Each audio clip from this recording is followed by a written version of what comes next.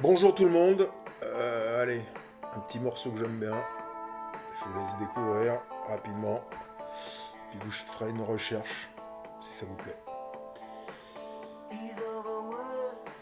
J'espère que ça va passer à l'enregistrement parce que parfois ça bug. Enfin, je suis interdit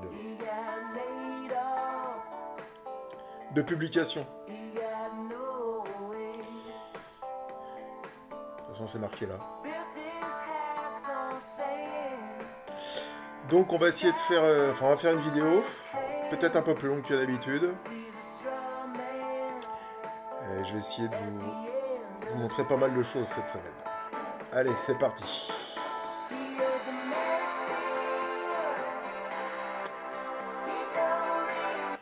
C'est parti. Alors, déjà, je vous l'avais déjà présenté il y a plusieurs temps de ça, mais c'est intéressant. C'est sur ma taf, où c'est qu'on voit en temps réel les comparaisons des paires de Forex.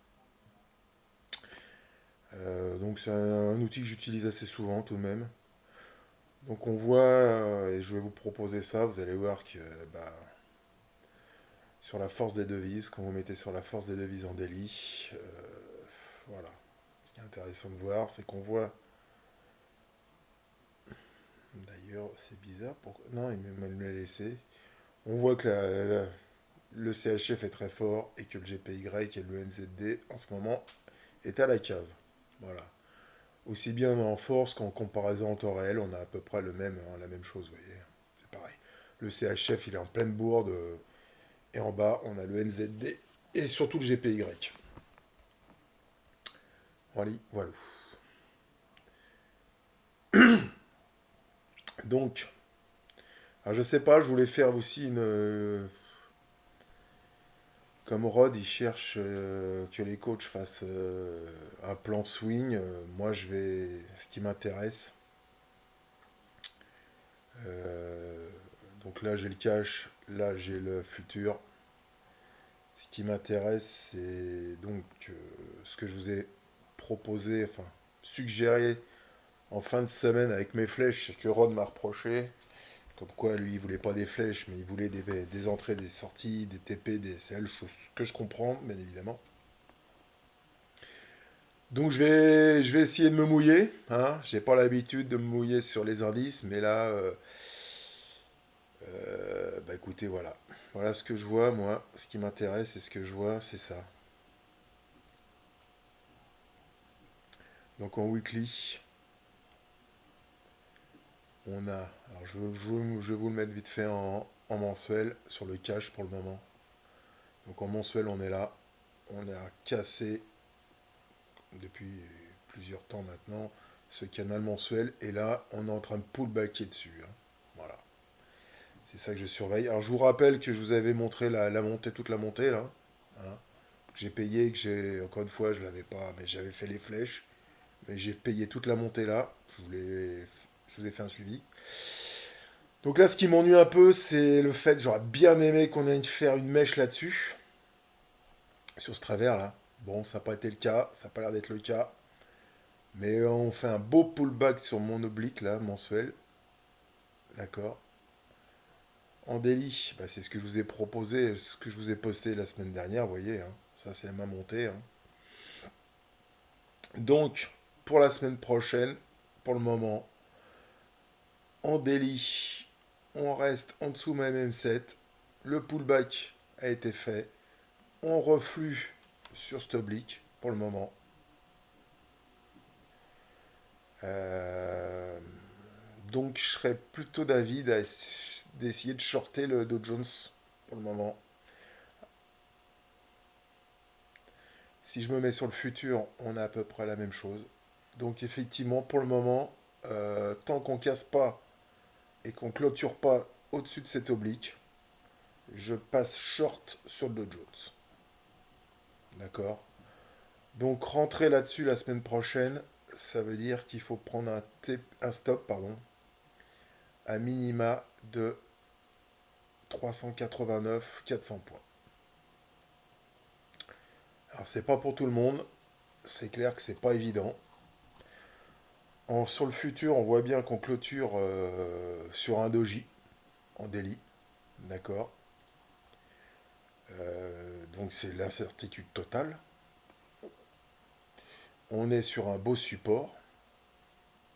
D'accord. Donc voilà. Pour la semaine prochaine, je pense que pour la semaine prochaine, pour ceux qui veulent tenter un short, et c'est pas des plus faciles, en dessous ça peut se tenter. Vous voyez, viens de me mettre en 4 heures. À la limite, en 4 heures là-dessous, sous les 30 675, on peut tenter un short avec à la limite un stop court à 30, 33 889, 33 900. Et pour les plus courageux, alors là on peut démarrer en intra du coup là-dessus, hein. On peut démarrer en intra. Et si ça veut sourire, prendre un TP rapidement, hein. Les TP rapides, ça sera effectivement, ça sera ce Fibo-là, la MM20, Daily. Je suis en futur maintenant, excusez-moi, mais je suis en futur, donc, mais si je me mets sur le cash, c'est à peu près la même chose, hein. Voilà. Si on vient shorter en H4, voilà, prendre un TP entre 33 458, 33 302. Voilà. Je pense que le premier TP sera intéressant de le prendre là, se mettre à BE et voir ce qui se passe dans la suite. Si on part sur du swing, pour aller, donc si on part en swing et que ça veut sourire, voilà, hein, le TP final, ça sera 31 685, 31 420. Le Fibo 50 weekly et le Fibo 100%. D'accord. Donc pour la semaine prochaine, je me remets en 4 heures. Voilà, j'annonce. Je me mouille, on verra bien. Sous les 33 665, on part short avec un SL à 33 900 et pour les plus courageux, le SL carrément à 34 34 34 200 quoi. Voilà. OK. J'en dis pas plus pour le moment, on verra la semaine prochaine. Je vais pas en faire davantage. On passe sur le forex. Donc sur le forex, on va commencer par quoi? Parce qu'il y a pas mal de choses à voir. Bah, on va commencer par le pétrole, hein. Donc surprise pour le pétrole, enfin surprise oui et non, hein. Voilà, hein, le comblement de gap. Moi, ce qui me surprend, c'est qu'il n'a pas été comblé son gap en fin de semaine. Je ne sais pas pourquoi. Mais enfin, ils ne sont pas arrêtés n'importe où non plus, hein. Vous voyez. Enfin, par rapport à mes tracés à moi, hein, parce qu'après. Donc, je pense qu'ils sont en train de nous faire. Voilà, ils sont arrêtés là-dessus, hein. Vous voyez, ce tracé qui a fait son boulot depuis des semaines et des semaines. Donc, haut de range,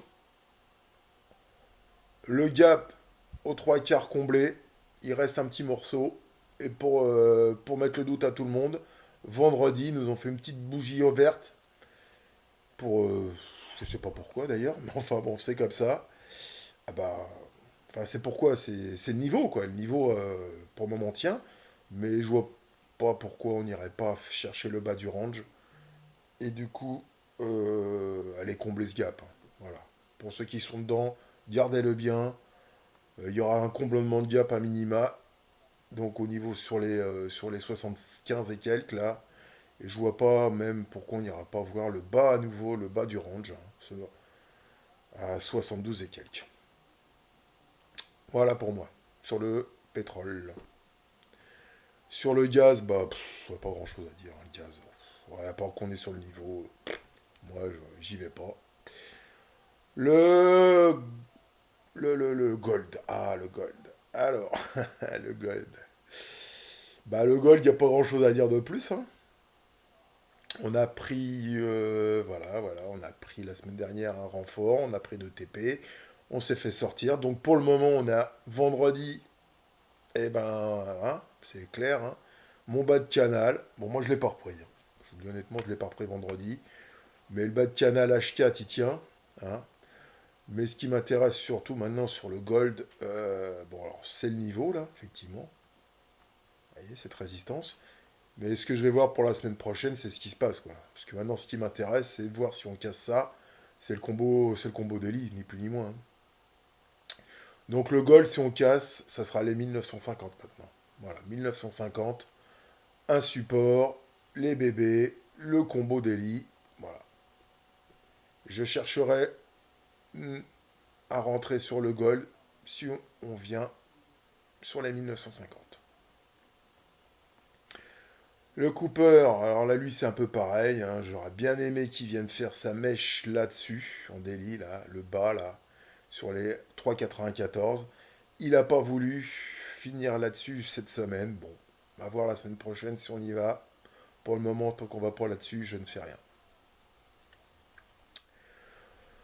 Le, la UD-CAD, la UD-CAD, il me plaît bien. Pour le shorter, combo daily. On est sur mon haut de canal weekly baissier. Ouais, en daily, on est là. Donc la semaine prochaine, sur signal, je lui short la tronche. AUD-CHF, alors voilà, le CHF contre toutes les devises, très très très très très très fort.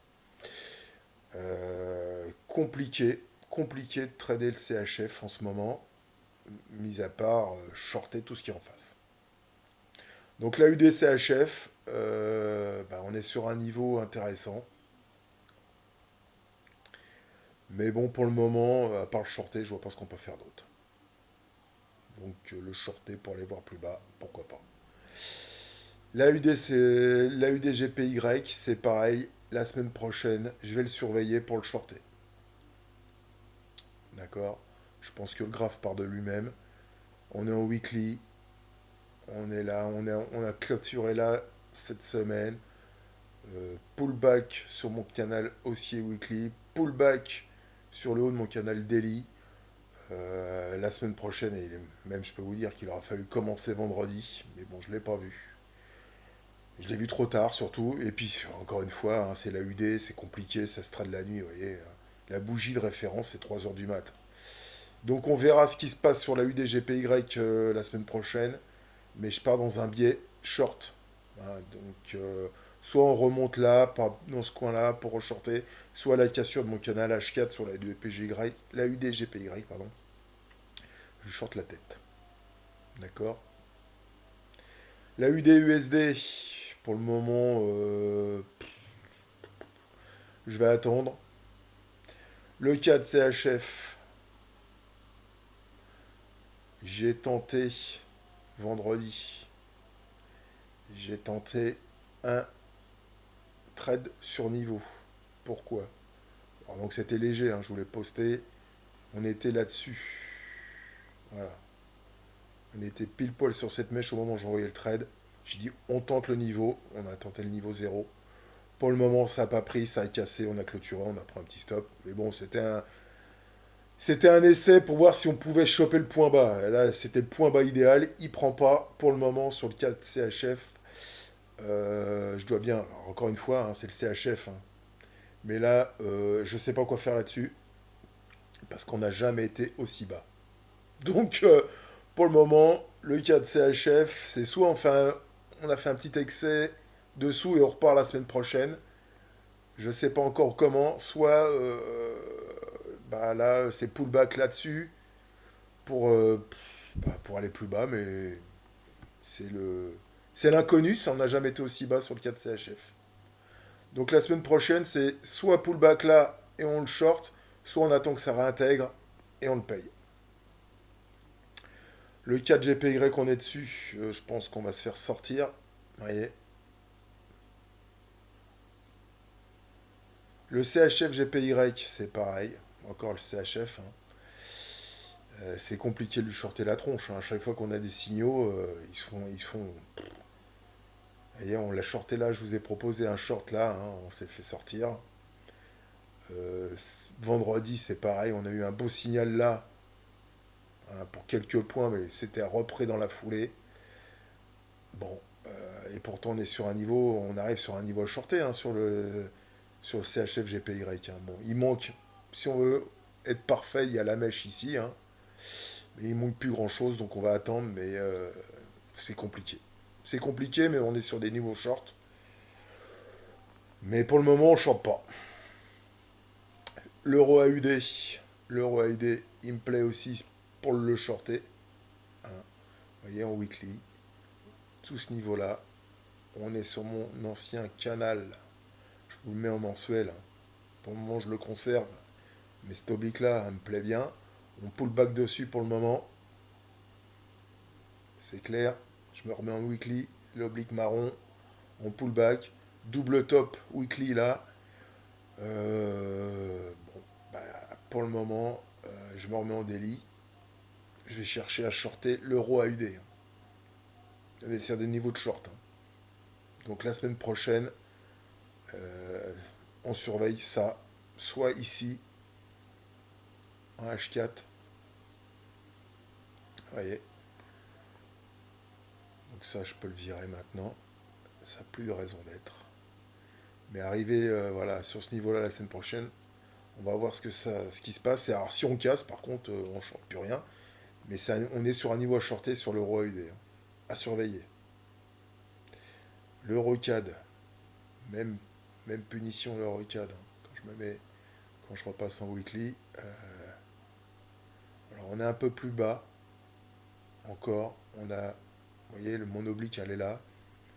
Il y a un double top ici en weekly à surveiller sur l'Eurocad pour le shorter.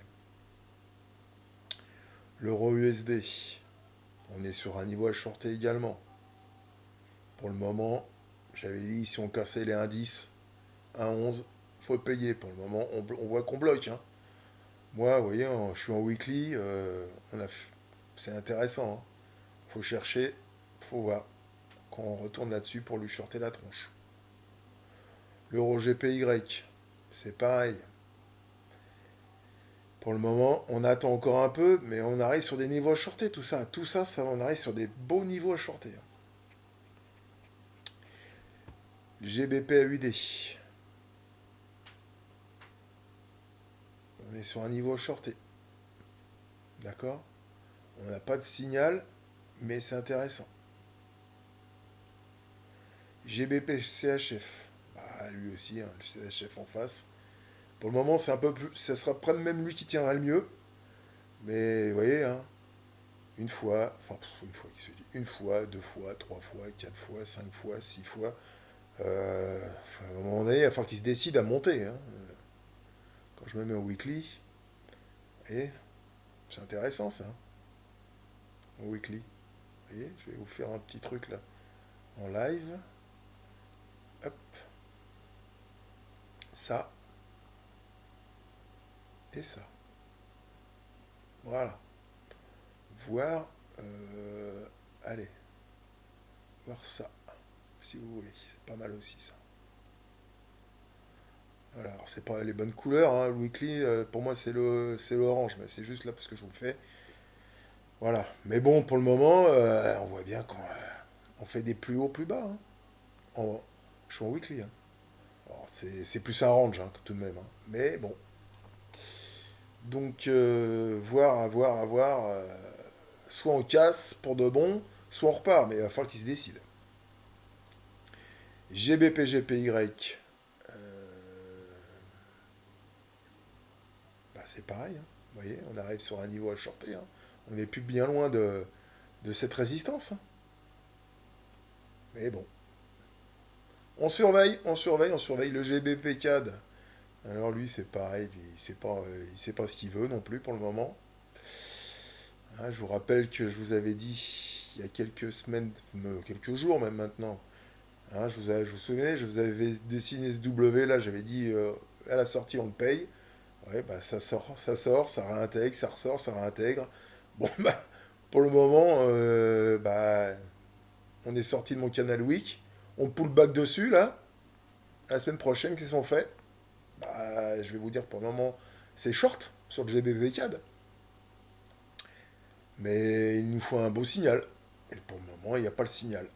Mais on est sur un niveau short GBP CAD. Par contre, si on casse ça et qu'on réintègre, on paye. Ouais, je sais, hein, c'est pas évident. Il n'y a rien de propre. Voilà, on va dire ça. Il n'y a rien de propre. Le NZD4, je vous l'ai proposé. Pourquoi je voulais proposer? Et on est dessus. Bah, c'est simple. Hein. Vous voyez, en mensuel, on est en train de pullbacker mon canal mensuel. Bon, voilà, rien d'intéressant. Mais en weekly, on est là. On est sur le canal cassé, weekly, mais là, j'ai mon canal mensuel. Pour moi, c'est super important. Donc, je l'ai payé. Je vous l'ai fait payer pour ceux qui ont suivi. Mais il n'y a rien qui part. Pour le moment, c'est mou de chez mou, quoi. Mais bon, je suis à l'achat sur le NZD CAD. NZD GPY, rien à faire là-dedans. NZD USD, pour le moment, ça m'intéresse pas. USD CAD, pareil, lui aussi, j'aurais bien aimé qu'il clôture sur mon TP. Hein, parce que l'USD CAD, ce que je cherche pour mon TP final, c'est ça. Hein, vous voyez, les 1,36. Hein, les 1,36, c'est ça. Hein, voilà. C'est le haut du canal. Voilà, c'est ici les 1,36. Hein, c'est pas n'importe où. Hein. J'ai pris le TP final. Hein. Là, je vous monte en mensuel, mais c'est pour voir une vue d'ensemble. Donc, on a pris le TP. Je pensais qu'ils allaient nous faire le TP vendredi soir. C'était bien parti, mais non, ils ont bloqué sur la M50 plate. Bref. Donc, les 1,36, c'est là. Hein. Donc, c'est pas mort, hein, attention. Hein. C'est loin d'être mort, mais bon, ça aurait été bien que ça clôture là-dessus vendredi, quoi. Ouais, c'était bien parti vendredi, hein, j'y croyais, puis hop, ça a freiné. Bon, c'est pas grave, on est dedans, l'USDK, on le garde, on a pris 2 TP. Hein. Voilà, ça c'était ce que je vous avais montré la semaine dernière. Bah écoute, pour moi c'était propre, il n'y a que le pullback qui n'a pas eu lieu. Bon, bah, voilà, hein. Mais la sortie de canal, on l'a pris bien avant et on est dedans. Ok, l'USD CHF, on attend. Ah oui, c'est ça que je vous ai pas montré, c'est le NZD CHF, je crois. Oui, oui, oui. Donc le NZD CHF, bah lui c'est pareil. Hein. Pour le moment, quand on se met en mensuel, vous voyez, grosse bougie mensuelle NZD CHF. Hein. C'est pas terminé, hein. On est que le 22. Bah, elle est pas bonne, elle est pas jolie. Hein.